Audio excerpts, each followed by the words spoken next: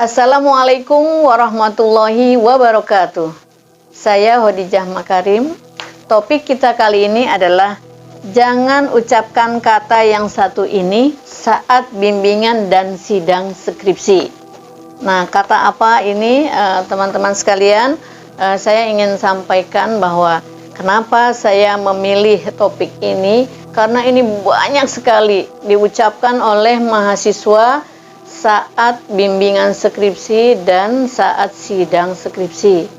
Kalau dibandingkan mana yang lebih sering diucapkan oleh mahasiswa dalam konteksnya bimbingan atau sidang, di dalam proses bimbingan skripsi banyak sekali mahasiswa yang menggunakan kata yang satu ini, tetapi sebetulnya kata ini adalah kata yang negatif yang harusnya dihindari. Kata apa itu? Nah, kita lihat dulu.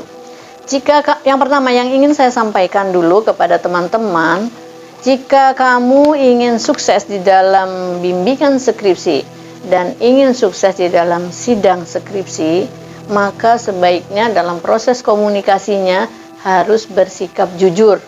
Jujur kepada dosen pembimbing jika saat bimbingan, jujur kepada dosen pembimbing dan penguji pada saat sidang. Janganlah kamu mengelak ataupun menolak saran atau pendapat pembimbing atau penguji bila mereka menemukan kesalahanmu, kekuranganmu di dalam draft skripsimu, misalnya kalau bimbingan. Ya, jadi akui saja kalau memang sudah ketemu kesalahannya, akui. Apa kesalahannya diakui, kemudian didiskusikan secara ilmiah dan sikap dewasa. Tidak usah melawan. Memang sih mahasiswa perlawanannya tidak dengan agresif, tetapi seringkali mahasiswa itu menunjukkan sikap keras kepalanya, ingin mempertahankan pendapatnya dengan mengucapkan tapi, TAPI. Nah, ini yang ingin saya bahas kepada teman-teman sekalian pada momen ini, yaitu tadi jangan ucapkan kata ini, yaitu adalah kata tapi, TAPI. Nah, kata tapi yang berasal dari tetapi itu adalah kata yang menunjukkan perlawanan. Jadi kalau bahasa tertulis, ini tapi atau tetapi ini ditulisnya di tengah kalimat untuk menunjukkan perlawanan antara kalimat yang pertama di depan dengan kalimat yang berikutnya. Nah, itu disambung dengan kata tetapi atau tapi. Nah, itu kata yang pertama dengan yang kedua berlawanan. Nah, dalam konteks ini kan komunikasinya lisan ya, bukan tertulis. Jadi kamu janganlah melawan pembimbing atau penguji dengan menggunakan kata tapi. Contohnya gini, baik Pak, saya setuju, tapi Pak, tapi Bu, saya setuju sih pendapat Ibu, tapi gimana ya? Tapi, nah jadi tapi itu diungkapkan oleh dosen, oleh anak bimbingannya, oleh mahasiswa kepada dosen pembimbingnya, itu adalah merupakan sesuatu yang tabu diucapkan dalam proses bimbingan atau proses pelaksanaan sidang skripsi. Itu artinya kamu sedang melakukan perlawanan dan itu tidak disukai gitu. Jadi karena melakukan sesuatu yang bertentangan dengan apa yang disarankan oleh pembimbing atau oleh penguji dalam sidang.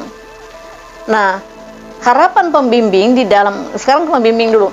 Harapan pembimbing skripsi di dalam proses bimbingan tidak ada pertentangan gitu. Yang ada adalah mencari kesamaan. Jadi di dalam proses komunikasi menggunakan komunikasi model konvergen. Jadi apa yang ada di dalam pikiran teman-teman sebagai mahasiswa yang sedang bimbingan, apa yang ada di pikiran pembimbing yang tugasnya adalah membimbing kamu, mengarahkan kamu ke arah yang lebih baik supaya cepat lulus, itu dipertemukan ya. Jadi dipertemukan itu namanya melalui proses konvergen. Jangan dipertentangkan gitu ya. Bagaimana kalau misalnya ada perbedaan pendapat? Ya, buktikanlah bahwa pendapatmu itu benar dengan secara ilmiah. Pulanglah dulu kalau misalnya pada saat itu stuck gitu ya, tidak ada ketemu kata sepakat, ya sudah kamu terima dulu yang menurut kamu itu tidak sepaham atau sejalan dengan pikiranmu, dengan keinginanmu, ya pulang dulu kemudian cari bukti-bukti. Secara ilmiah mungkin teorinya ditambah, mungkin latar belakangnya dipertajam, mungkin perumusan masalahnya dipertajam sehingga kelihatan betul masalah yang akan diteliti, datang lagi di pertemuan berikutnya. Jadi menjelaskan bahwa apa yang akan kamu teliti itu adalah betul-betul ingin dilaksanakan. Jawabnya dengan ilmiah, bukan perlawanan dengan menggunakan tapi Pak, tapi Bu gitu ya. Jadi itu yang harus dipahami ya. Jadi kalau sedang bimbingan, jangan bilang kalau diarahkan ini pendekatannya kualitatif, atau misalnya tapi Pak saya pinginnya kuantitatif. Ya kalau pengen kuantitatif berarti dirubah gitu ya. Jadi karena sesungguhnya di dalam judul itu harus sudah tergambar pendekatan yang akan digunakan, kemudian harus sudah tergambar analisisnya seperti apa gitu ya. Jadi kalau kamu bawa judul, kalau ingin pendekatan yang kuantitatif, berarti judul itu menggambarkan pendekatan kuantitatif, kemudian analisisnya sudah tergambar apa, dan kemudian hipotesisnya juga sudah tergambar di dalam judul itu. Jangan membawa kuantitatif tapi kepada dosen bilang, tapi saya inginnya kualitatif Bu misalnya. Ya kalau ingin kualitatif berarti judulnya harus diganti. Lah dia nggak mau ganti, gimana ini ya? Jadi janganlah melakukan sesuatu yang bertentangan dengan menggunakan tapi. Jadi jangan aneh kalau ada dosen kemudian karena sudah tidak kuat dilawan, maka ada mahasiswa mungkin diusir dari ruangannya. Udah sana deh, kok kamu ngelawan terus misalnya. Padahal sebetulnya kamu salah menggunakan kata tadi. Jadi janganlah itu digunakan, tetapi kamu menggunakan perlawanan secara ilmiah, halus gitu ya. Jadi buktikan bahwa kamu inginnya apa. Tapi kalau memang sudah keliru, ya keliru memilih judul sementara keinginanmu apa, diluruskan tidak mau, ya susah dong ya. Ya jadi misalnya saya ambil contoh begini. Kalau kamu niatnya mau bikin gado-gado, tapi yang dibawa adalah ketoprak misalnya, kan harus diperbaiki gitu. Jadi mungkin, oh ini sayurannya salah, oh ini bumbunya harus ditambah ini, harus dikurangi ini, sehingga apa keinginanmu tercapai. Kalau maunya gado-gado berarti sayurannya ini, bumbunya ini. Kalau kamu mau ketoprak, ini sayuran yang harus ada di dalam menu ketoprak tuh ini, lalu bumbunya ini. Nah kamu mau pilih yang mana gitu, jangan sampai pengen membuat gado-gado tapi bumbunya bumbu ketoprak misalnya, contoh aja yang gampang gitu ya. Nah baik teman-teman sekalian, sebagai kesimpulan mungkin saya ingin sampaikan faktor pendukung keberhasilan di dalam bimbingan skripsi dan sidang skripsi. Yang pertama, kamu pasti sudah mendapatkan dosen yang berkompeten di bidangnya. Kemudian yang kedua, itu sudah di SK-kan ya. Yang kedua, kamu bangun komunikasi yang baik dengan pembimbing ya. Jadi bisa komunikasi interpersonal, atau mungkin nanti ada dosen yang mau ditambah dengan komunikasi bermedia, misalnya melalui WA, melalui email ya. Jadi silahkan misalnya. Kemudian bagaimana yang harus dari mahasiswa? Ya kamu harus cerdas ya, kamu kemudian juga harus stabil emosinya, dan kamu harus sehat lahir batin, jangan mudah tersinggung, dan yang berikutnya harus memiliki motivasi yang tinggi di dalam melaksanakan proses bimbingan atau melaksanakan sidang skripsi. Dan terutama nih bimbingan yang luar biasa harus memiliki proses motivasi yang sangat tinggi. Dan jangan lupa yang berikutnya adalah harus tekun dan ulet. Ya, jadi bukan sabar lagi nih, lebih dari kesabaran itu adalah tekun dan ulet di dalam proses bimbingan. Ikuti semua irama bimbingan itu, dan secara umum sih ya sederhananya kamu harus nurut kepada pembimbing gitu. Kan pembimbing itu ibaratnya orang tuamu yang akan membimbing kamu memperbaiki yang salah, menambah yang kurang, mengurangi yang lebih.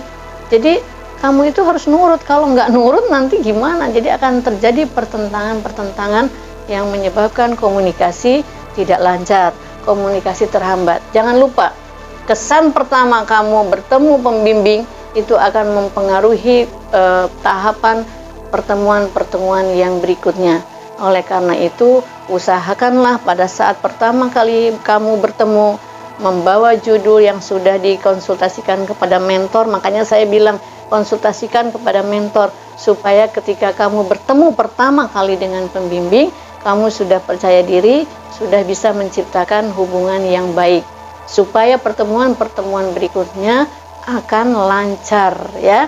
Jadi kesimpulannya, jangan katakan yang satu itu ya tabu lah, yaitu kata tapi, TAPI, karena kata tapi itu menunjukkan pertentangan, perlawanan, nggak nurut gitu apa yang diucapkan atau disarankan oleh dosen pembimbing. Mudah-mudahan teman-teman yang sudah sering tuh ngomongin mengucapkan tapi, sekarang rubah latihan ya untuk menekan itu, karena kalau sudah terbiasa biasanya agak sulit ya. Nah, kalau dalam berdiplomasi tapi itu muncul, maka kamu artinya bukan mahasiswa yang nurut gitu. Agak sulit bagi dosen untuk memberikan masukan-masukan kepada mahasiswa yang keras kepala dan sering membantah. Oke, mudah-mudahan teman-teman yang menonton video ini bukanlah yang termasuk tipe yang seperti itu. Jika ada temanmu yang masih suka seperti itu, perbaiki, kasih saran, kasih masukan supaya mendapatkan perilaku yang positif saat bimbingan atau saat sidang skripsi. Oke, mudah-mudahan apa yang saya sampaikan bermanfaat. Dukung terus channel ini dengan subscribe, like, dan komen. Mohon maaf bila ada kesalahan. Sampai ketemu di video berikutnya. Assalamualaikum warahmatullahi wabarakatuh.